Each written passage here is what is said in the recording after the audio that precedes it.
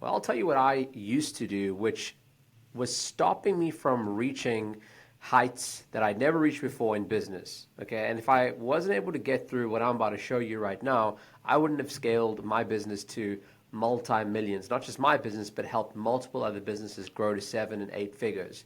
And my issue when I was stressed out because of business, either because of, financial stuff, sometimes you have the freaking team. Sometimes you have clients, they're just getting on your nerves. And the list goes on, right, of business issues. Now, instead of actually going and leaning into what I had in my life, which was my marriage, being able to go out on adventures, I was traveling a lot, my family, exercising, spirituality, I basically said, I don't need that. And I'm just going to go straight to this over here. And that is women. Okay, and so you may recognize this in your life potentially as, right, corn. You may recognize this as massages with a, happy ending. You may recognize this as just straight up infidelity. And then a lot of other guys, they recognize this as dating apps.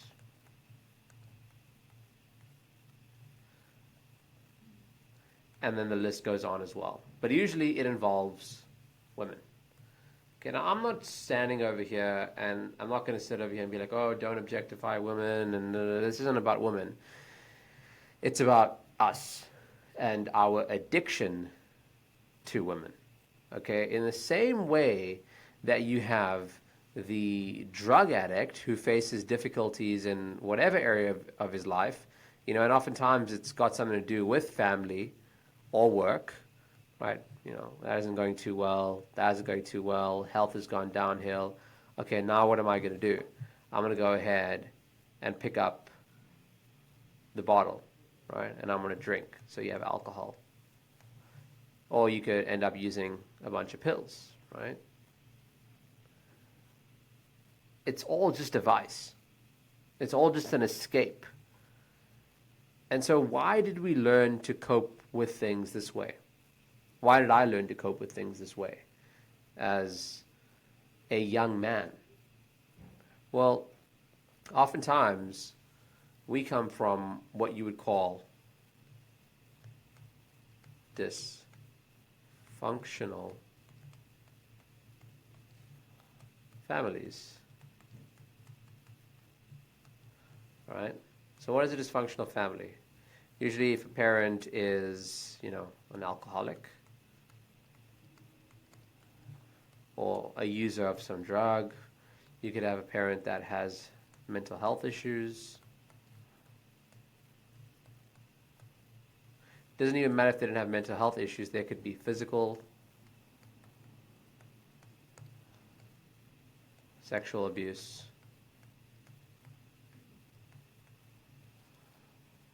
It could be a lot of emotional stuff, right? Emotional abuse. And the list often goes on, right? And usually there's a degree of neglect as well, right? This ties in. There's emotional neglect, also physical neglect. In my case, I'm from a Pakistani household and we didn't have a lot of physical touch. Words of affirmation. I'm proud of you, son. I love you. Give me a hug. Let me hold your hand. So that wasn't there. And so naturally, when we're subjected to dysfunction in the home, because either we're criticized or we're abused or we're neglected, guess what we learned to do? Right? Chances are that if you're watching this, you probably learned to use, maybe not drugs or alcohol, you learned to use women to feel better about yourself. And so the crux of this ultimately comes down to, okay, well, is this a problem or not? So how do we know if our use of these things is normal or not? Well, oftentimes in this vessel over here inside your chest, you tend to know if something is off. Okay, I know I did.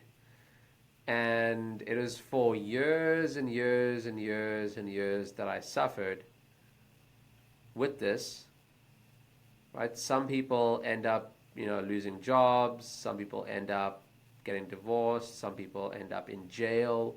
Some people end up dead. Maybe they're hanging out with prosties. You know what a prosty is, right? I'm talking about these, right?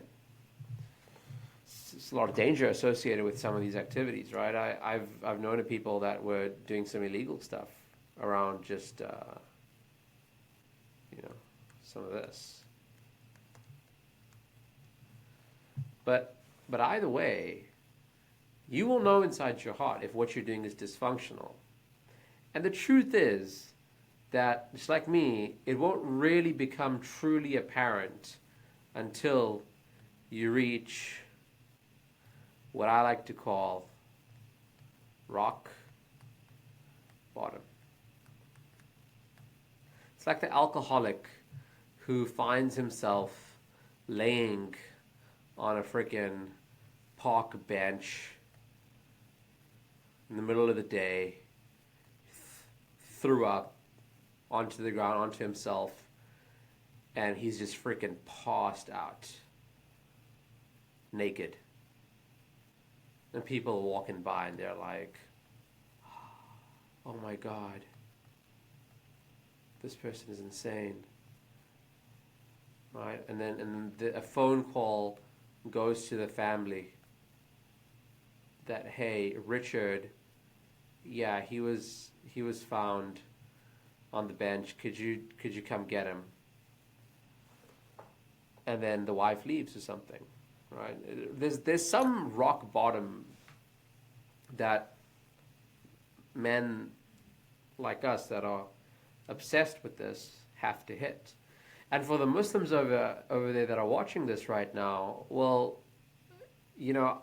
oftentimes, and this is my case, my specific story is that, right, I was kind of obsessed with this concept of polygamy. Because, this is allowed in the Islamic tradition, and I have nothing against it, really. I have nothing against it. I think that it works. My grandmother was a second wife, and I'm alive because my grandfather chose to marry another woman. I'm very, very grateful. I'm very grateful for polygamy. And that was the use case. My grandfather's first wife couldn't conceive, so he had a second wife that could conceive. Hence, I was born. But even in that situation, there was a lot of dysfunction, and that dysfunction was passed down to my parents, like my mom specifically, and then over to me eventually somehow. So when I look at something like polygamy, or if I look at something like men that are saying, yeah, I need to be in an open, relationship, or I need my girl to allow me to go around, like, don't be so sure that this is this holy thing that you just need because you're a man. Don't get me wrong, right? Like, I will forever find women attractive, right? Young, fit women, whatever, right? Like, everyone has their own like desires and tastes. But it's because that is something that I find attractive. Why does it mean that I need to feed into that? Why does it mean that I need to sabotage all the other areas of my life? Why do I need to sabotage all the other areas of my life in order to chase this? And in most cases, if you've engaged in any of this, is it fleeting or is it lasting? In my experience, none of this stuff is lasting at all. It is in the moment, there's a dopamine hit, and then it goes. And then I'm continuously chasing the next hit and the next hit. And oftentimes for the guys that are doing polygamy under the guise that it's their religious right, I don't think they've healed enough of their dysfunctional childhood, right, to truly discern if the desire to have more than one wife is a calling for themselves, where there's some purpose there, and that they've truly weighed out the pros and cons, and that they're committed to that lifestyle. Not from a place of hurt and dysfunction, because I know plenty of guys that are polygamous, whoop-de-whoop, or actually I guess were, and then their first wives divorced them. You could look at the wives that are there first and say, oh, well, those women sucked and they should have continued. But also look at them. Like, some of these dudes have no idea how to manage their own lives. So at the end of the day, I wouldn't be so sure, right, that all these reasons and all these justifications that you have negate you from the painful yet important truth that you have an addiction, and you likely want the approval of women so that you don't feel as neglected, unloved, and left out as you did growing up in a dysfunctional family. And it's really as simple as that. And it was only when my wife told me that, hey, look, maybe just things aren't going to work out, because I was having thoughts of polygamy, I was having thoughts of all these other things, and I was very adamant about it, I was very sure about it.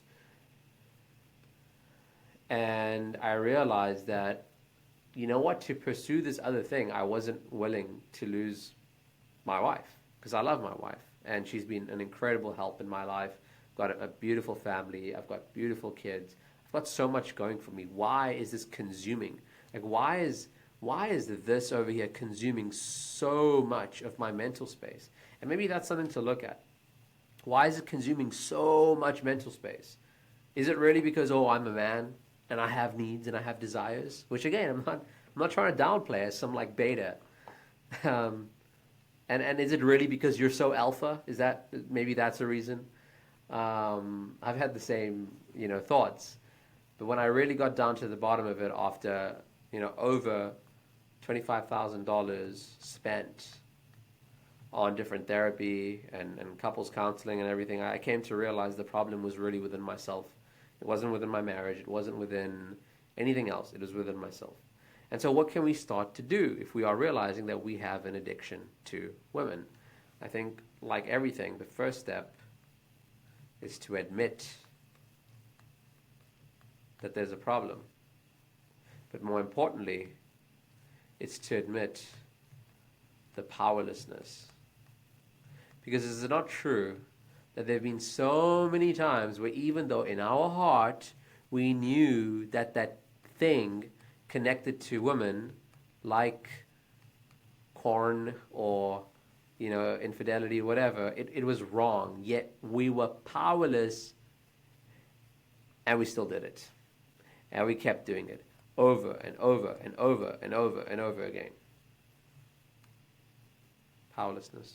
That's the first step. And if that's a step that you are willing to take, and you feel like this is where you are, that you're maybe at rock bottom and you want to make a change, well, then there's some incredible resources out there. One of the things that I love is a fellowship called SLAA. Okay? It stands for Sex and Love Addicts Anonymous. Just Google it. I'll leave it in the description actually of this video. You will find some great resources. This changed my life. Okay, it saved my marriage. It's really brought me closer to God. And so, first step is admission. I hope this was helpful. Don't ruin your life, your health, your spirituality, because you think some woman has these magical qualities, right? There's this halo above her head, and like, man, if I can just have her, or have her talk to me, or experience this, or marry her, or whatever, like, and then my life is going to be complete. Dude, it doesn't fix anything. It really doesn't. So don't take the easy way out, the quick fix, the dopamine hit. Really look within yourself and try to see, okay, is any of this true for me? Any of it at all? Do I have any of these characteristics in my household, in my family? And if I do, then there's a very high chance that I've learned to cope with life as a whole when things get hard in a maladaptive way. And, you can hide it from everyone. You can hide it from your parents, your wife, your kids. You hide it from everyone, but you can't hide it from yourself. And you know that the longer this thing keeps plaguing you, the amount of mental space that it takes up, if it keeps plaguing you, then you're not going to reach your full potential in this over here. You're not. Because that's like mental bandwidth, right? This is the brain, for anyone that's wondering. That mental bandwidth that's going into not your business is literally being squandered. So I'll cover this more in other videos. I really didn't have a plan to even post this, but I thought it was just really relevant. So yeah, if this is helpful, leave a comment and subscribe, and I'll keep making more. Much love.